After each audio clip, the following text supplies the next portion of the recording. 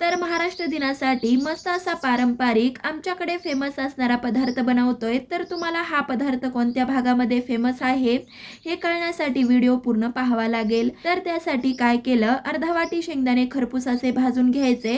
त्यानंतर आता लोखंडी खलबत्त्यात काढायचे आणि अशा पद्धतीने जाडसर कुटून घेतले। आता ह्यामध्ये काय केलं, अर्धा चमचा लाल तिखट, चवीपुरतं मीठ, 7 ते 8 लसणाच्या पाकळ्या आणि 1 चमचा जिरे घालायचे। हलकसं हे जाडसर कुटून घेतलं।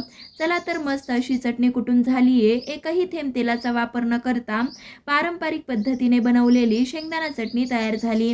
आता काय केलं, दगडी खलबत्त्यात 6 ते 7 हिरव्या मिरच्या, 10 ते 12 लसणाच्या पाकळ्या, हलकसं हे जाडसर कुटून घेतलं आणि थोड्या वेळासाठी बाजूला ठेवलं।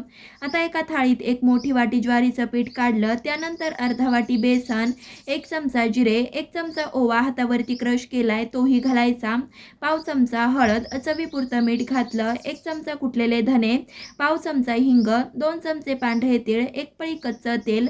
आता ह्यामध्ये अर्धा वाटी आंबट दही घालायचं, अर्धाच वाटी बारीक चिरलेली कोथिंबीर आणि बनवलेलं वाटण घालायचं। आधी पाणी न घालता असंच एकजीव करायचं। आता ह्यामध्ये पाणी घातलं आणि भाकरीला जसं पीठ भिजवतो त्याच पद्धतीने पीठ भिजवलं। आता हे पीठ भिजवून झालंय। भाकरीपेक्षाही छोटा गोळा काढला, हातावरती एकसारखं करायचं। नंतर ज्या पद्धतीने आपण भाकरी थापतो त्याच पद्धतीने फक्त भाकरीपेक्षाही पातळ थापून घ्यायचं।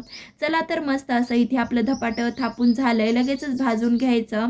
तर त्यासाठी तवा आधीच गरम केलाय। तव्यावर धपाटं टाकताना पिठाकडची बाजू खाली केली आणि हलकसं धपाटं पसल्यावर पलटवून दोन्ही साईडनी तेल लावून मस्त असं मंद आचेवरती खरपूस असं भाजून घेतलं।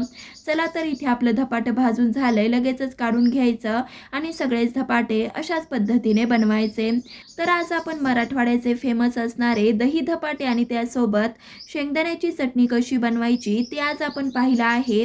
तुमच्या भागामध्ये कोणते पदार्थ फेमस आहेत, त्याचबरोबर माझे व्हिडिओ तुम्ही कोणत्या भागातून पाहता हे सगळं मला कमेंट करून सांगा। त्याचबरोबर अजूनही चॅनलला सबस्क्राईब केलं नसेल तर नक्की सबस्क्राईब करा। धन्यवाद।